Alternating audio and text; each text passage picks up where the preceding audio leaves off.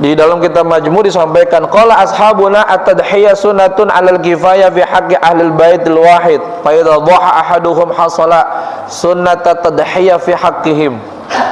Kata Al-Imam An-Nawawi disampaikan para jamaah yang dimuliakan oleh Allah Subhanahu wa taala bahwa hukum tadhiyah itu sunnah kifayah muakkadah.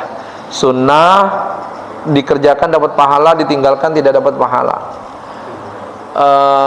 Kifayah apabila satu orang melakukan maka satu keluarga itu gugur. Berarti kalau begitu kurban itu adalah hukum yang dibebankan kepada satu keluarga.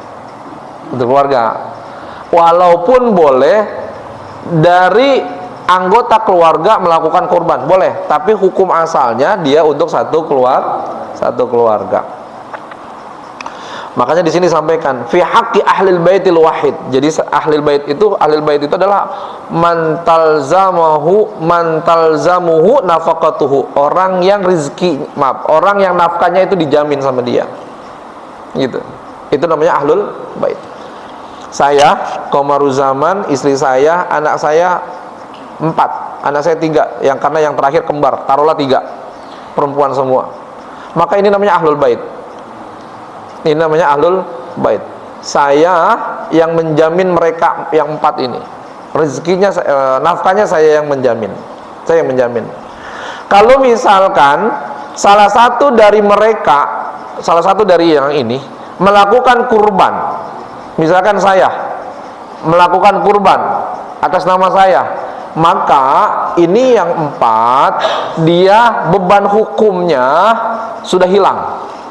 Namanya kifayah, sudah hilang. Kenapa sudah hilang? Karena sudah dilakukan oleh qamaruz zaman, oleh satu orang. Begitu juga kalau misalkan yang melakukan adalah anak saya yang terakhir.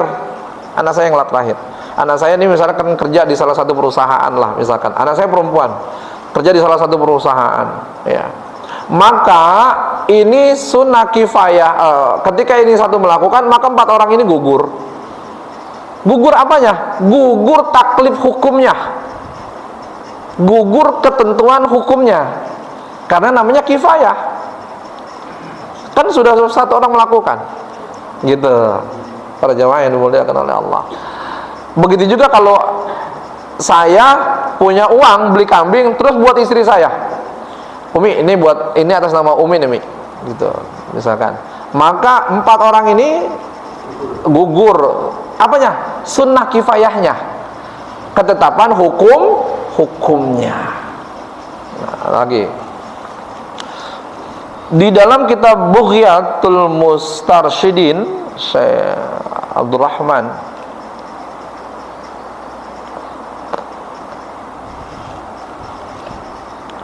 jadi saya pernah ketika mengadain kacamata, Pak Ustadz, usianya berapa Ustadz? 40 Ustadz, pakai yang ini nih, yang ada bacanya, nggak mau malu saya bilang gitu. Wah, sekarang mah zamannya bagus Ustadz, jadi nggak kelihatan gitu, nggak usah pakai. Tapi ternyata benar juga Pak, kagak kelihatan juga.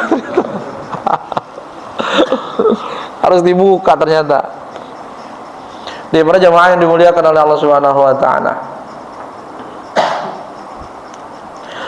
Madhhab Syafi'i wala na'lamu lahu mukhalifan 'adama jawazi at-tadhiyah bisyad an aktsar min wahid. Jadi dalam kalangan madhab ulama Syafi'i tidak ada ulama yang membantah sedikit pun tentang tidak boleh 1 ekor kambing untuk lebih dari 1 orang, nggak boleh. Dan tidak ada yang membantah, semuanya sepakat. Lakinnaha sunnatun kifayatun indana, karena itu sunnah kifayah buat kami. Artinya tadi, walaupun 1 kambing tidak bisa beberapa orang secara hukum fikih, secara hukum taklif, tapi dia bisa dalam penyertaan pahala. Bimakna sukuti tolab an ahlil bait, maknanya adalah gugurnya ketentuan beban hukum dari si ahlul bait itu kalau bifi'lin wahid, kalau ada yang melakukan 1 orang. Tapi jadi yang gugur itu hukum taklifnya.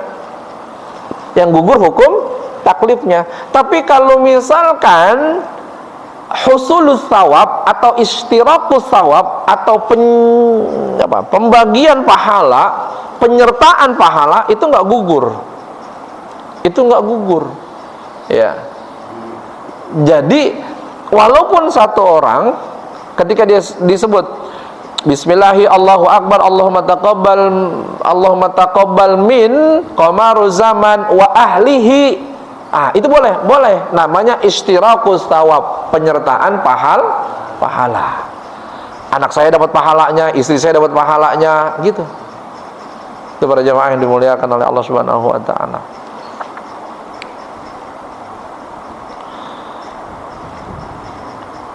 La hutul thawab bal hiya sunnatun likulli ahad wal murad bi ahlil bait man talzamuhu nafaqatuhu. Yang dimaksud dengan ahlul bait itu adalah man talzamuhu nafaqatuhu, orang yang menjamin nafkahnya. Jadi dia kalau misalkan kurban itu atas nama saya, ini analisanya ada dua para jamaah.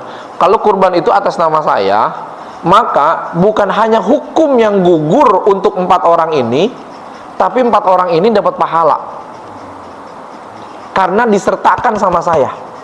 Wa ahlihi. Satu, Pak.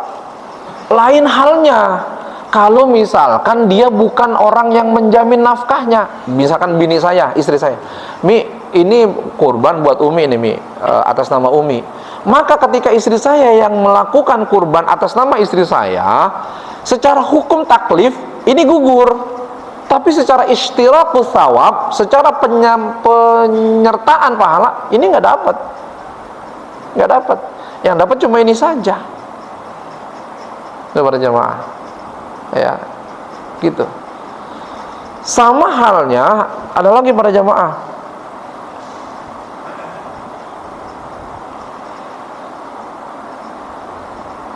Nih, di dalam Al-Mu'tamar fi Fiqh Al-Imam Asy-Syafi'i juz 2.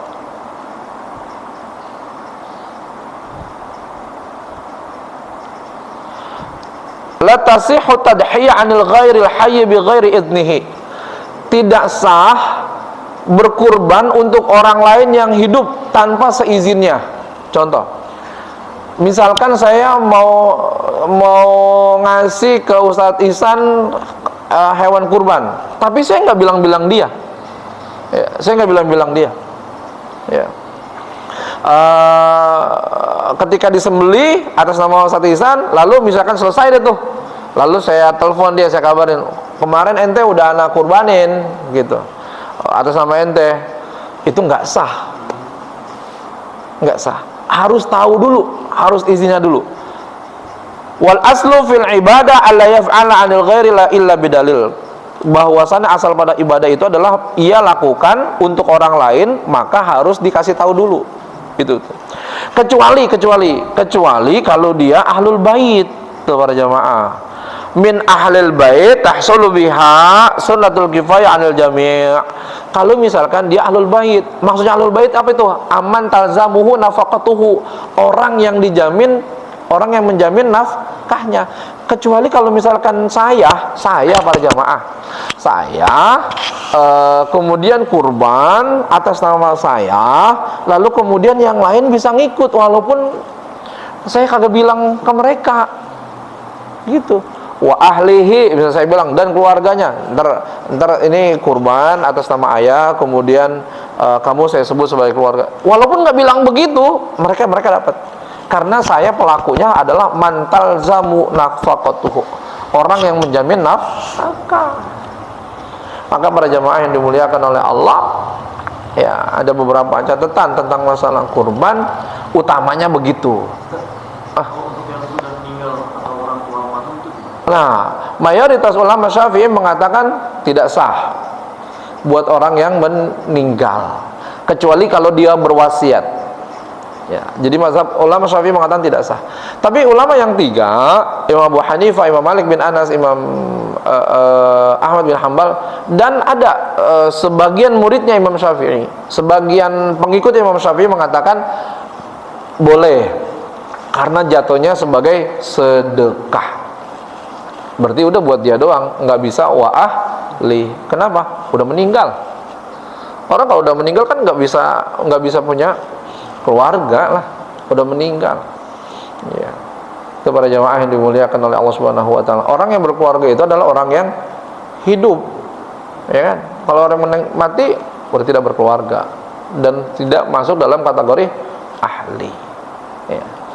Para jamaah yang dimuliakan oleh Allah Subhanahu wa taala, maka dari itu ada hadis mengatakan bahwasanya Nabi Muhammad itu memberikan kurban untuk istrinya. Betul, betul. Jadi kondisinya kalau para jamaah mau korbanin istri, anak-anak, boleh, silakan, nggak apa-apa, silakan, nggak apa-apa.